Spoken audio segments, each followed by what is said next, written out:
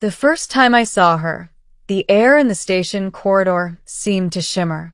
The starport on Virelia Prime was quiet that night, quiet enough that even the hum of the gravity stabilizers felt loud.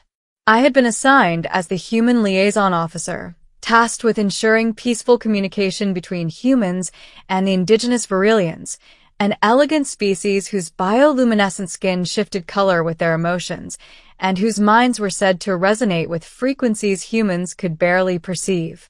Her name was Celera, the youngest daughter of the Virelian High Council.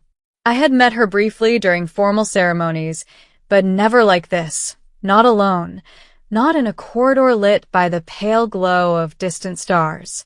She was smiling, an expression that seemed to radiate calm and confidence simultaneously. "Human," she said softly, her golden eyes catching the overhead light. "I hope I'm not disturbing you." I froze, startled by the casual tone.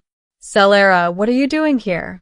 This area is restricted." Her smile widened, and she stepped closer. "I'm not in the wrong room," she said with serene certainty. "I'm exactly where I should be." The words echoed in my mind. My first instinct was to question her presence, but something in the clarity of her gaze, the certainty, the gentle authority, made me pause. "Then what brings you here?" I asked, trying to keep my voice steady. "Curiosity," she said simply. "And perhaps trust. You're the human assigned to me, yes? Then it seems only logical that I would seek you when the rest of the station sleeps." I blinked, feeling a mix of surprise and nervousness. Celera had always seemed formal, reserved, the embodiment of her culture's strict protocols. But here, now, she was different. Vulnerable, yet commanding at the same time. You should not be here alone," I said finally. "It's not safe." "Safety," she replied, tilting her head, "is subjective. And I trust you, human. That is more than most humans deserve." Her words left me unsettled and intrigued. She stepped closer, and I could see the faint shimmer in her skin, a soft blend of blues and golds, as if her emotions were whispering rather than shouting. I don't understand," I admitted. "Why me?" Celera smiled again, a slow, knowing smile that seemed to reach deep into my consciousness. "Because you act without pretense. You see, human, many of your kind wear masks of diplomacy. You do not. You act with honesty, even when unsure. That is rare. And it is why you are the one I seek." I swallowed, trying to process the gravity of her words. My training as a liaison officer had prepared me for political tension, cultural barriers, and negotiation. But it had not prepared me for this, for being chosen in a moment like this, not for duty, but for something far more personal. Before I could respond, a soft vibration rippled through the floor, a warning signal from the station's energy core. Celera glanced toward the source, her expression shifting from serene to alert. "The core," she whispered, almost to herself. "It is unstable. I can feel it." I frowned. "The core? It's supposed to be stable. Any malfunction could be catastrophic." Celera took a deep breath, her skin flickering from gold to silver. "Yes. And it will require careful manipulation of energy. Human, will you assist me?" I hesitated. My training had included basic energy interface protocols, but nothing prepared me to handle the Virelian energy fields with a being as sensitive as Celera. Yet, the certainty in her voice, the quiet command in her posture, left no room for refusal. "All right," I said finally. "Show me what I need to do." She led me through the corridors to the station's energy core chamber. The room was vast, circular, and bathed in a soft violet glow. Crystalline conduits pulsed with life, and the core itself hovered above the ground, a spinning orb of energy that flickered dangerously. "This is delicate," Celera said. One wrong move, and it could destabilize the entire station. I understand, I said, feeling the weight of responsibility pressing down.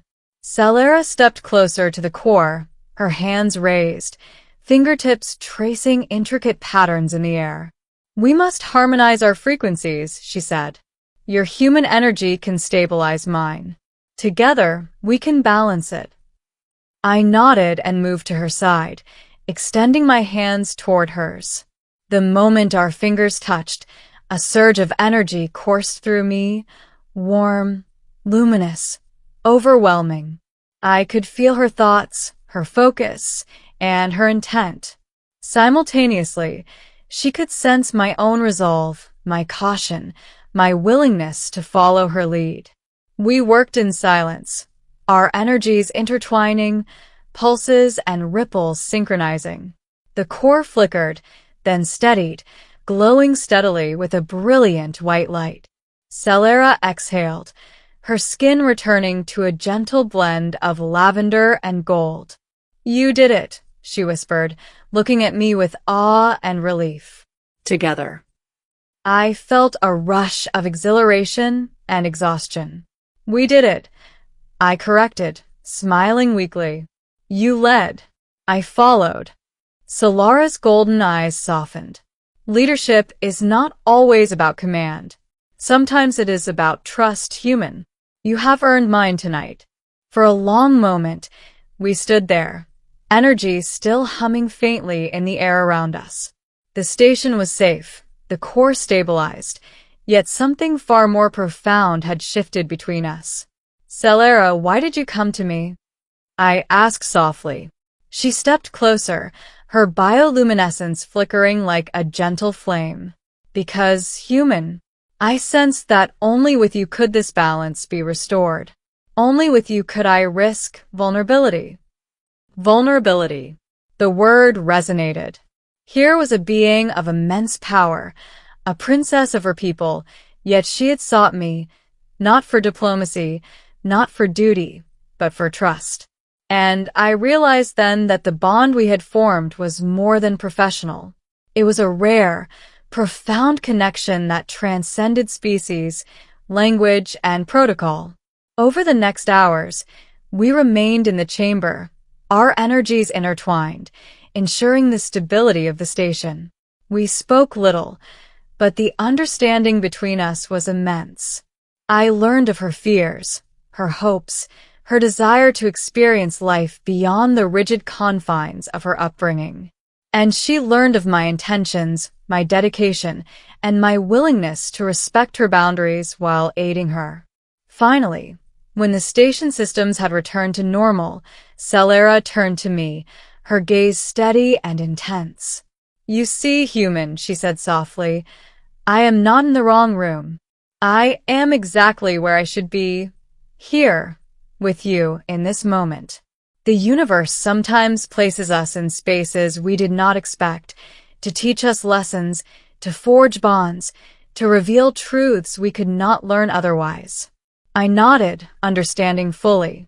I see it now, and I am honored. Her golden eyes shimmered.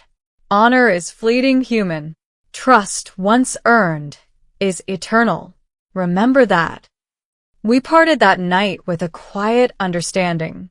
The station hummed peacefully, the core stable, and yet the memory of her presence lingered. For weeks afterward, our bond grew.